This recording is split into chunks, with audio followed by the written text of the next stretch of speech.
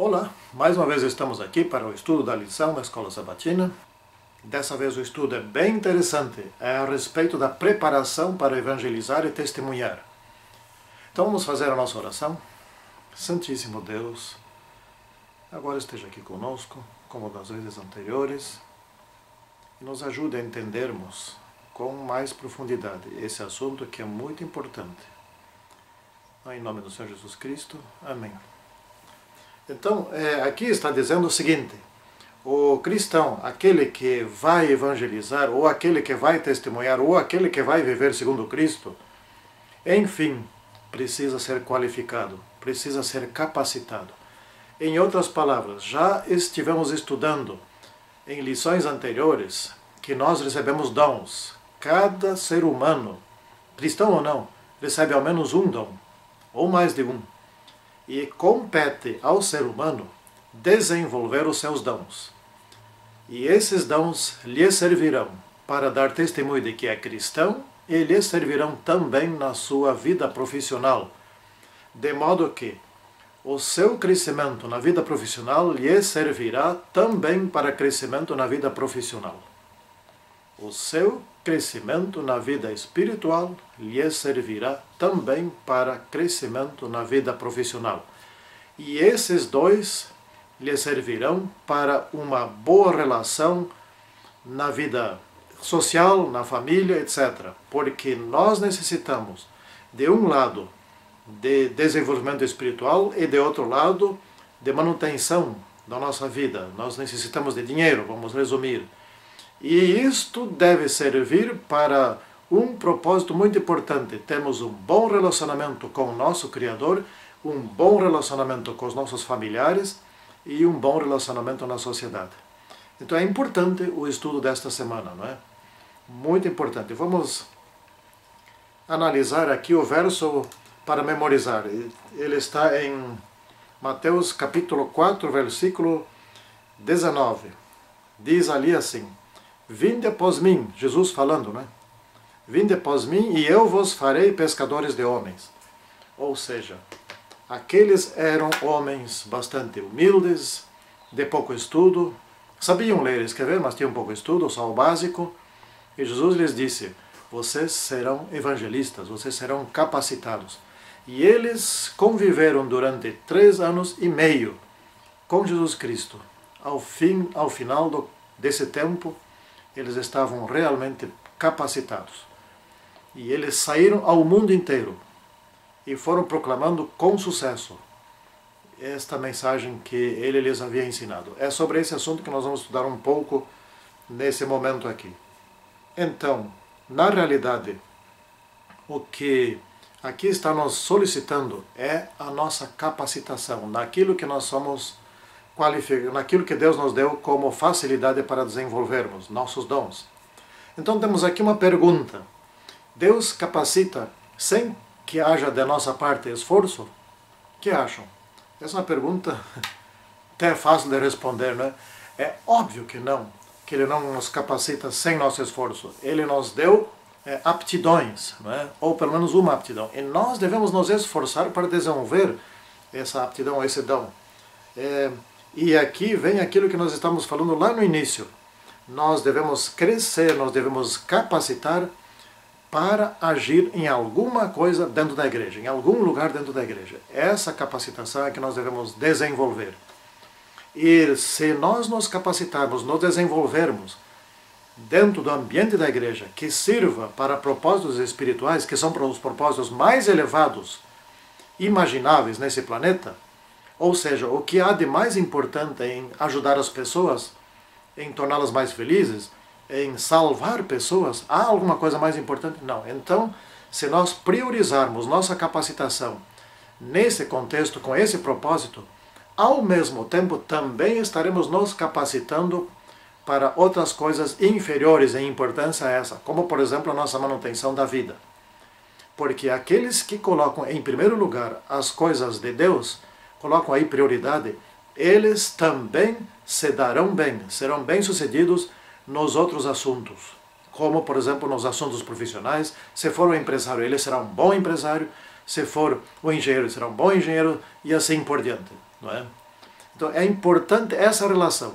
Por isso Deus quer que nós nos capacitemos para os seus propósitos.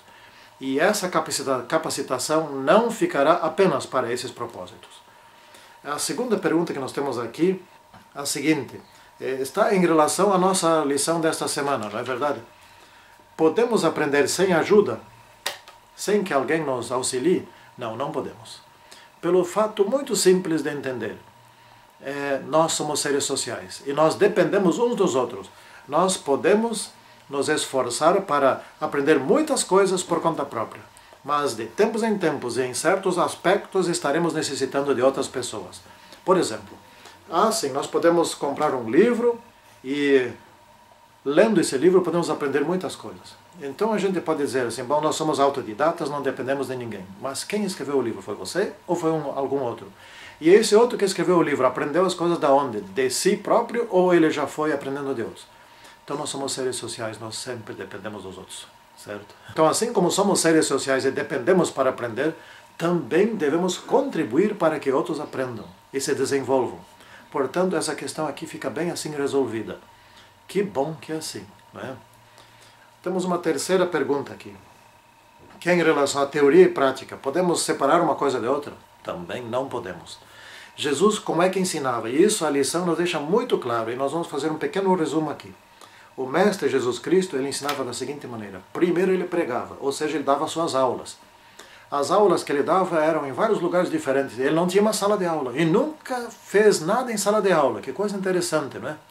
É bom pensar nisso, porque às vezes você precisa sair da sala de aula, às vezes você fica demais dentro de uma sala só. E ele pregava embaixo das árvores, à beira do mar, à beira do rio, no campo, a caminho, nas cidades, às vezes nos templos e por todos os lugares. Mas não tinha uma sala de aula para ele. Bom, então ele ensinava. E a segunda coisa que ele fazia após ensinar, ele fazia demonstrações. Então ele curava e os discípulos, as pessoas podiam ver ele curar.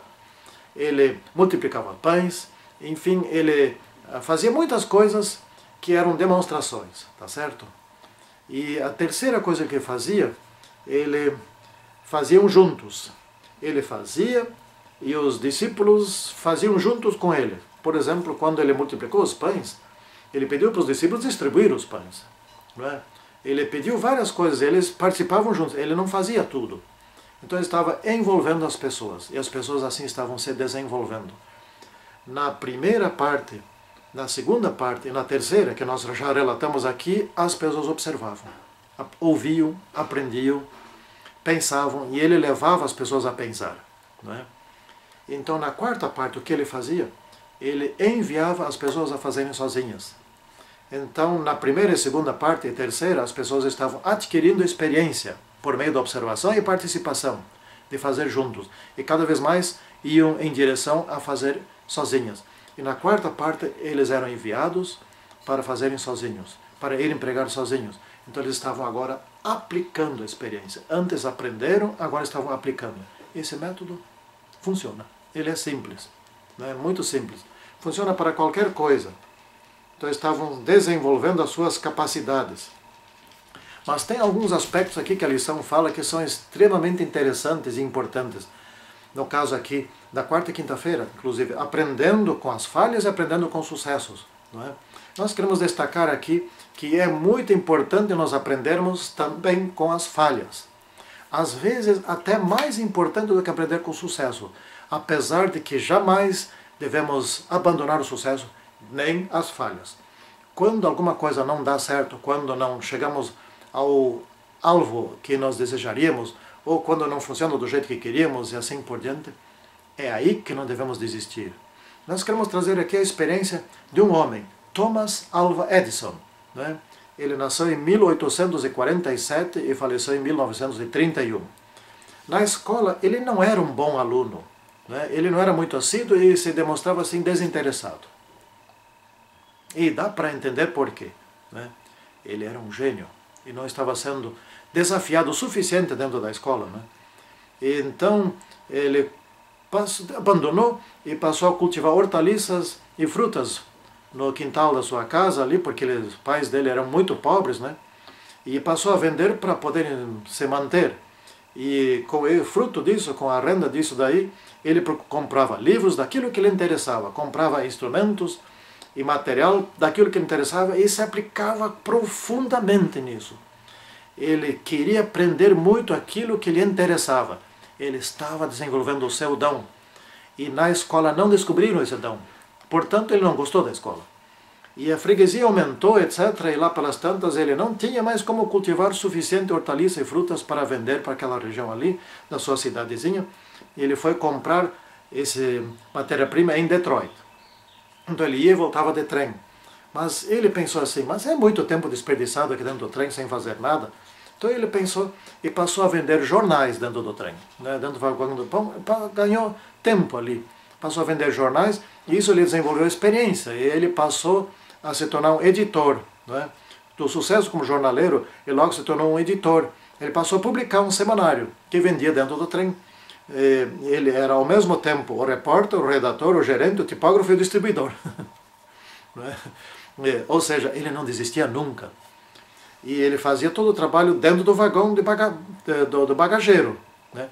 E também ali ele tinha um laboratório onde ele fazia suas pesquisas de curiosidades, porque ele tinha o dom, um dom de inventar coisas novas. Ele queria inventar. Até que um dia explodiu algo lá e pegou fogo no vagão. Né? E ele se deu mal com isso. E foi expulso do vagão. Né? E aí, vocês acham que ele desistiu? Ele tinha 15 anos. Ele não desistiu. Ele foi em frente. Né? Ou seja, isso não é teimoso, ele é persistente. Teimoso é outra coisa. Teimoso é aquele que insiste naquilo que não dá certo e não tem perspectiva nenhuma. E não é o que ele deve fazer, mas esse aqui é persistente. Ele estava procurando desenvolver o seu dom. Então, ele continuou, depois de despejado do trem, ele continuou buscando, se esforçando, etc. E nunca conseguiu emprego, né? E, portanto, ele estava com dificuldades, até que um dia desses ele salvou a vida de um funcionário, alto funcionário da companhia de trens, e ele foi acolhido por aquele funcionário e passou a trabalhar como telégrafo e aprendeu telegrafia. E isso tinha a ver com o seu dom. Tinha a ver com o seu dom.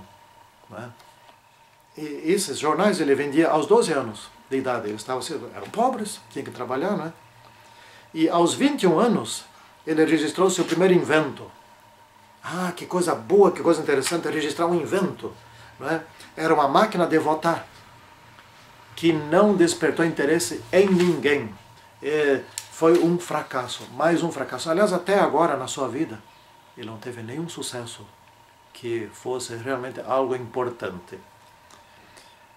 Em 1878, quando eu estava com 31 anos de idade, ele se desafiou a inventar a lâmpada elétrica, a lâmpada incandescente, obter luz dentro de uma lâmpada.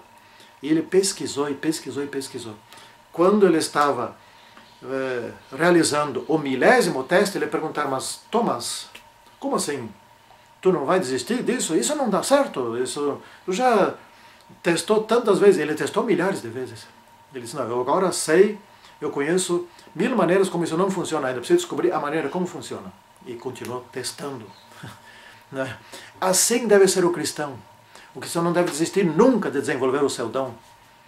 E aos 31 anos, ele quis fazer isso e conseguiu. Então, em 1879, ele conseguiu fazer uma lâmpada funcionar. Ela brilhou por 48 horas. Não é tanto assim, mas enfim, né? São 2 dias de uma lâmpada brilhando, não é verdade? E mais tarde, ele construiu a primeira estação geradora de eletricidade. E essa estação iluminou um bairro inteiro em Nova York. Ela era movida a carvão. Ela estava acendendo 7.200 lâmpadas de uma só vez. Ele nunca desistiu. Agora ele conseguiu. Até hoje ainda se usam essas lâmpadas. Em 21 de outubro, portanto, de 1879, foi criada a lâmpada elétrica incandescente. Depois de milhares de tentativas frustradas, ele estava desenvolvendo o seu dom. Quem faz as coisas pela primeira vez, às vezes precisa persistir para não desistir. A invenção é a autoria desse norte-americano Thomas Edison, não é? Ele registrou mais de 2.000 inventos, 2.200 e poucos inventos. Ele nunca desistia. Esse é um exemplo para um verdadeiro cristão que quer desenvolver os seus dons. Sigamos esse exemplo, porque ele é bom, é positivo. Nós temos aqui a luz, aqui está a luz. Essas já não são mais lâmpadas incandescentes, mas as primeiras lâmpadas incandescentes deram uma luz boa. Santíssimo Deus, abençoe-nos para que nós saibamos crescer com os fracassos e crescer também com sucesso. Que assim seja na vida de cada um de nós. Amém. Até o próximo estudo. E tudo é bom para todos.